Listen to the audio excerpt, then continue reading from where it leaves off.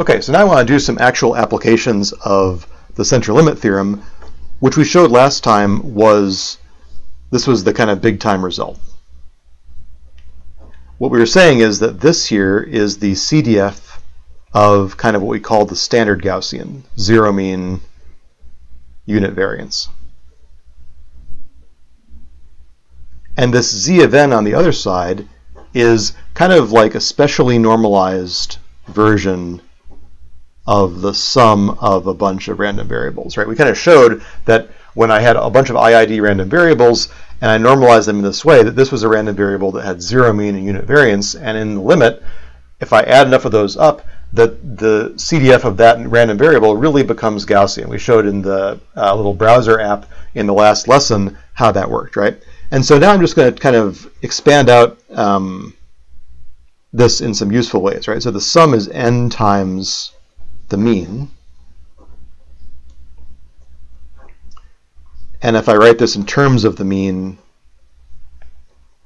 this is a slightly different way of saying things. And so basically all the stuff I'm doing, are different ways that may be useful to use this theorem depending on the kind of problem that you see, right? This is basically saying the probability that I'm greater than mu by this amount is this. Remember that we defined that if this is my standard Gaussian and this number is z, this is what we called, phi of z. And what was left on the tail is what we called q of z. And in a previous lecture, we used these Q tables to solve numerical problems. Let me just rewrite this, or talk about an implication of this in a slightly different way, which is that the probability that I am more or within this number of the actual mean is approximately 1 minus 2 times q of z. Again, kind of drawing a picture, that's kind of like saying, this is q of z, this is also q of z, and so 1 minus q of z is the probability that I'm kind of in the middle, right? And so this is a version of the central limit theorem that is actually pretty handy to use in real life. And so now I'm going to just do a bunch of numerical examples where I'm kind of using this formula over and over again, right? So here's my example. Well, so let's suppose that I'm doing a whole bunch of coin flips. Okay, so let's suppose that x1 through xn are IID Bernoulli random variables with p equals a half, right? So a whole bunch of fair coin flips. Okay, so I know that the expected value of each of these things is 1/2, and I can look up from my table that the variance of each of these things is 1/4. So that means that the sigma is equal to a half. Okay, and now I can start to ask some questions about what do I expect the mean of this ensemble of random variables to look like, right?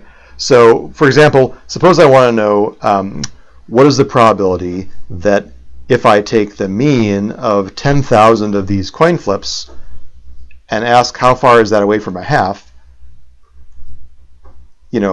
what's the probability that I'm within 1/200ths of that number? Well, these kind of problems are typically an exercise in trying to figure out what things do I know in this kind of setup, right? So clearly I know mu, I know n, I know sigma. What I don't know is z, right? So in this problem I'm trying to figure out what is my z. So here I kind of do some pattern matching, right? I say that this 1/200 is equal to z sigma over square root of n.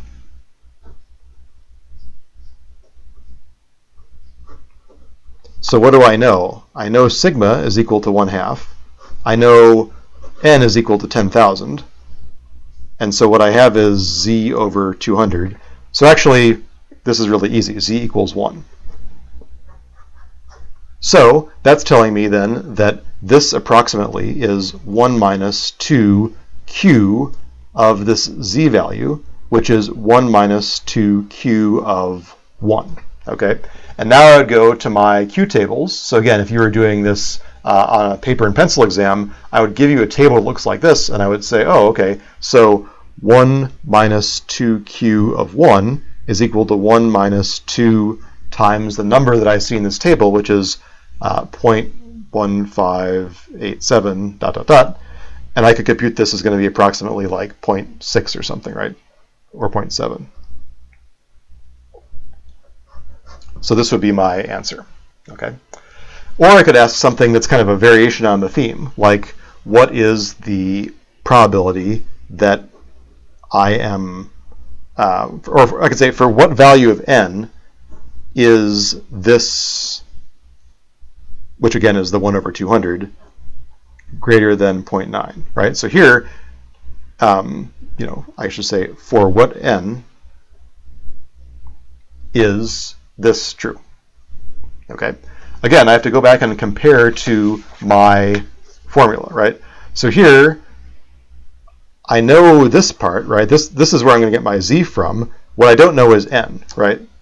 So let's kind of, again, do some pattern matching. This is like saying that 1 minus 2q of z is equal to 0.9, which means that q of z is equal to 0.05.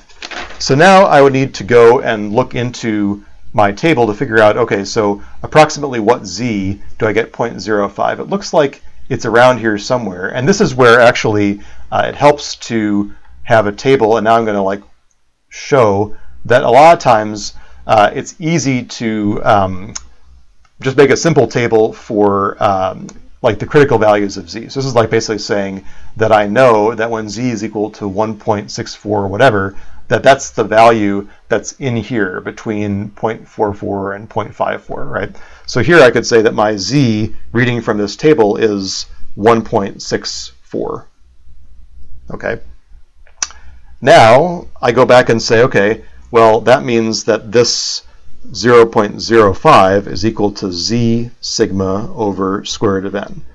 The z now I know is 1.64. The sigma I know from before is 1/2. What I don't know is n. So now I'd solve for n. I would say, okay, it turns out that my n is about 165 if I solve for all these numbers, or actually the square root of n is. So then my n is going to be 27,000 some. This is like saying I'm sorry, this is off the page. Then that's like saying basically I would need to have 27,000 and some samples to be sure that that probability was what I wanted. Or I could say it a slightly different way. I could say, okay, and I will actually move my thing back here for a second. So let's go back and ask, suppose I still want n to be equal to 10,000. So I want to have, n equals 10,000. And I want to know whatever mean I get, kind of how can I be sure that that mean is in the range of the true mean? Like kind of, it's going to be the true mean plus or minus some number, right? So this is kind of like what's called a confidence interval, and I'm going to talk about this in just a second. So if this is my n, and I still want to have my probability of m of 1,000 minus 1/2 less than or equal to this being 0.9, right? So here I already know that my z is equal to 1.64. And again, here in my z sigma over square root of n is what I'm trying to figure out, right? So now I know z is 1.64. I know sigma is 1/2. I know square root of n is this. And I would compute that this number now is 0.0008, okay? So this is like saying, okay, if I gave you 10,000 samples, I could be 90% sure that my mean was within 0.008 of a half, right? I'm sorry, this was a little off the screen here, right? So let me pause for a moment to make sure that you see what I did there.